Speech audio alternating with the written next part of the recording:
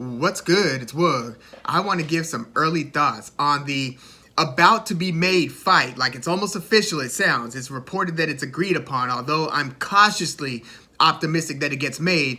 Caleb Plant versus David Benavidez. Caleb Plant, the former IBF 168-pound title holder, he had 3 successful title defenses before losing in the battle for undisputed against Canelo Alvarez in November of 2021.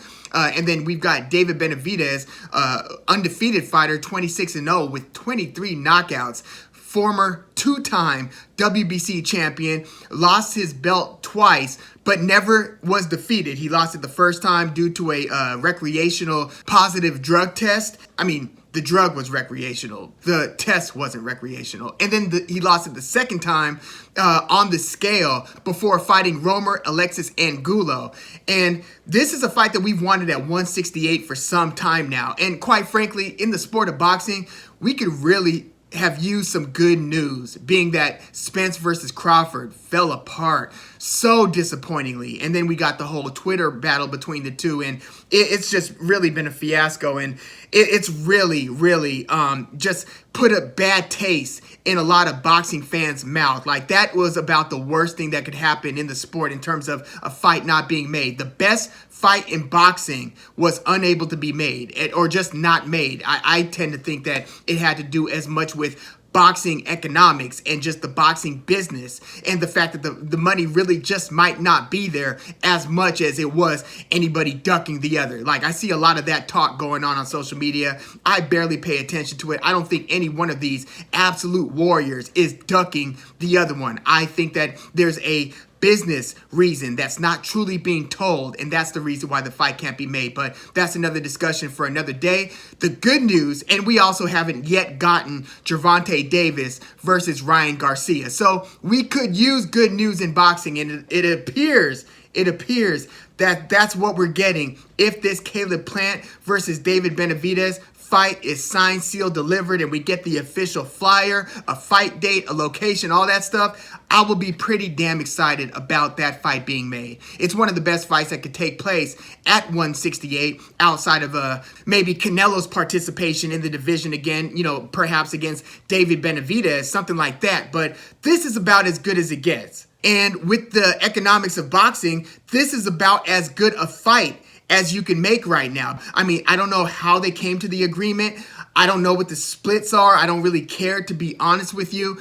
I don't care who's listed as the A side versus B side, fighter. Although, just kind of given their narratives and stuff, I'm guessing, and we don't know this yet, but I think my guess is that Caleb Plant will be the A-side fighter and David Benavidez will be the B-side fighter. David Benavidez just seems like he's just hell-bent on getting in the ring with somebody who matters, like a relevant fight that could boost his legacy, boost his profile. So I could see David Benavidez saying, you know what, I don't care. Have the A-side billing. Have the 60% split, whatever. Like, I could see David Benavidez doing that. I could be wrong, but that's just my guess. But in terms of the fight itself, I'm just excited that this fight is apparently being made. And, Caleb Plant, ever since his fight against Rogelio Medina and then his title win where he captured the belt against then champ, or at least then belt holder, I try to distinguish between champion and belt holder, Jose Uzcategui. I've thought very highly of Caleb Plant's abilities and skills. Like, I thought that he had a very good chance at beating Canelo Alvarez. And, my disappointment and frustration with Caleb Plant had nothing to do with his abilities or skills or even his fight-by-fight performances. It just had to do with the fact that after he captured the belt against Uzcategui, his next 3 fights were against Mike Lee, Vincent Feigenbutz, and a 40-year-old Caleb Truax. Now, it was Mike Lee and Vincent Feigenbutz who he fought before Canelo stormed the gates at 168. And so, it was like, okay, now, I mean, damn, come on, Caleb Plant. I barely know these guys. Mike Lee. I mean, I did know a little bit about Mike Lee, but then against like Vincent Feigenbutz, I'm like, damn, these are the IBF mandated challengers. It's like, okay, but can we get a little bit more?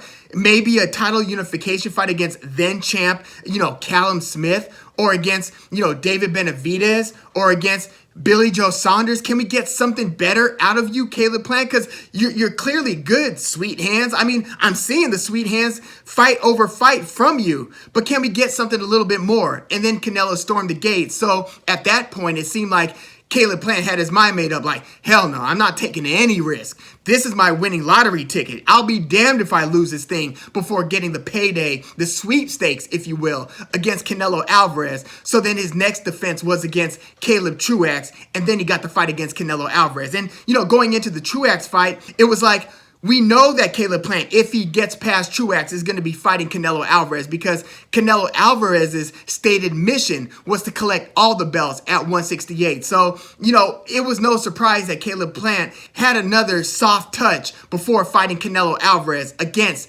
Caleb Truax. So, nonetheless, it was all very, very disappointing in terms of the fight over fight trajectory for Caleb Plant. But he lost that fight against Canelo Alvarez in a spirited effort. He won a couple rounds, maybe even 3 rounds or something like that. But Caleb Plant did fairly well against Canelo Alvarez, got stopped in the 11th round, and then he had maybe his most impressive win to date. Either this one against Anthony Durrell or that one against Jose Uzcategui. But the fight against Anthony Durrell recently, I'm talking just a couple of weeks ago, he stopped Anthony Durrell in the 9th round. And it wasn't like he stopped him in a way where, the fight was even and then he pulled out a rabbit out of his hat and knocked the guy out. No, he won just about every round of that fight where Anthony Durrell looked like he was barely able to lay a clean glove on him. And when he was landing punches on him, it looked like Caleb Plant was good enough to kind of roll with the shots pretty well. Caleb Plant looked way faster than the 37, 38-year-old at the time,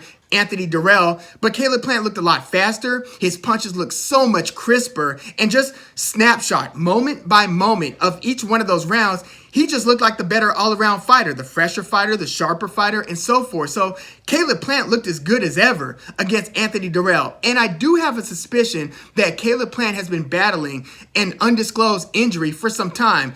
Online boxing analyst Richard Dwyer has been pointing to that for some time. He thinks that Caleb Plant has had a bum right hand for a while, which if you look at the fight against Caleb Truax, Caleb Plant was barely firing that right hand and looked like he had a lot of opportunities to do so. But he was so left-hand dominant. And in this fight against Anthony Durrell, Caleb Plant looked like more of a two-fisted fighter, which is kind of encouraging, right? So Caleb Plant had just the type of performance that would get everybody excited about him again against Anthony Durrell. And now it looks like he's lining up and signing up to fight David Benavidez, the destructive force, the boogeyman of the 168-pound division, who, again, it looks like he's desperate to get a meaningful name in the ring against him.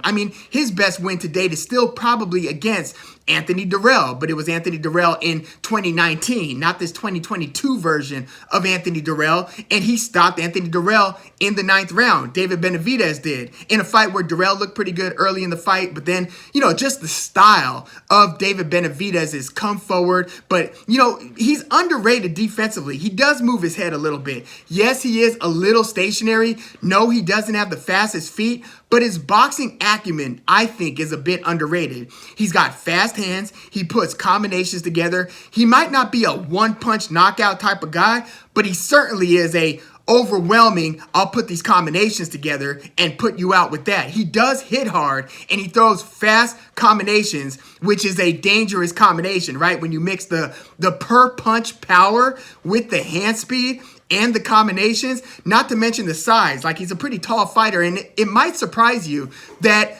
David Benavidez on paper is the same height as Caleb Plant.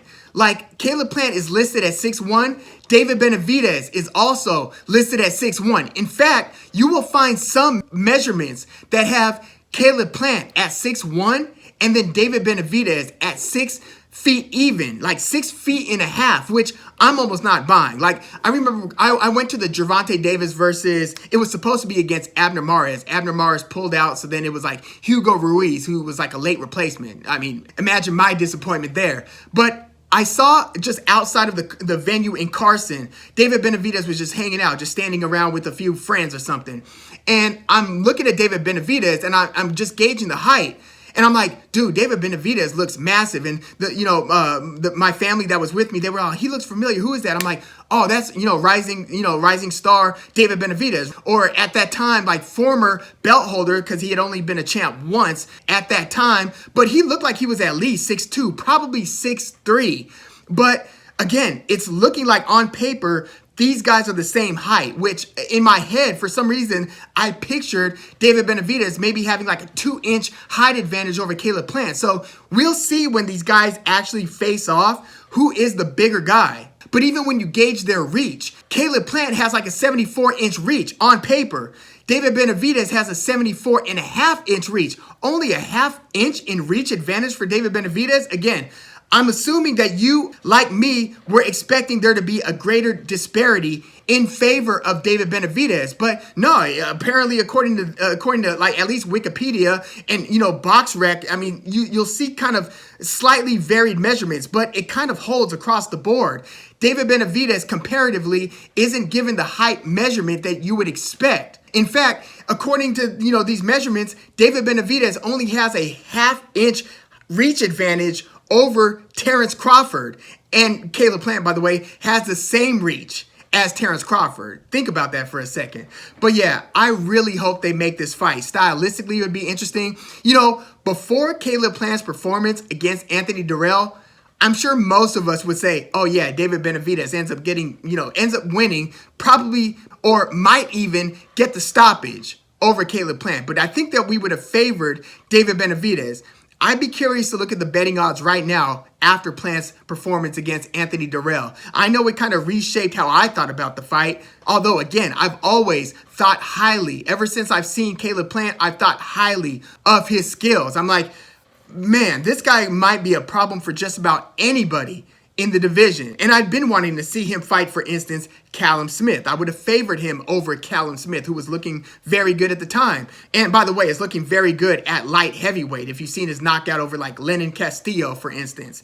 Look out for Callum Smith at 175. But yeah, David Benavidez is a dangerous style of matchup for anybody, and we have yet to find anybody who can solve his handful of skills. From his knockout of Jalen Love, like a second-round knockout of Jalen Love, to his, back-to-back pretty difficult fights with Ronald Gavril. I guess if you wanted to find somebody who did kind of figure David Benavidez out, look at that first fight against Ronald Gavril. It was such a close fight, they ran it back. Split decision win in the first fight for David Benavidez. Benavidez actually got dropped late in that fight. And then most recently, David Benavidez has fought Ronald Ellis and Kyron Davis. Kyron Davis fought to a draw against Anthony Durrell. So Kyron Davis, is a pretty good fighter. He was notably shorter than David Benavidez, and he was doing all he could to survive in that fight. But David Benavidez just, ended up overwhelming him like he overwhelms just about all of his opponents, stopping Kyron Davis in the 7th round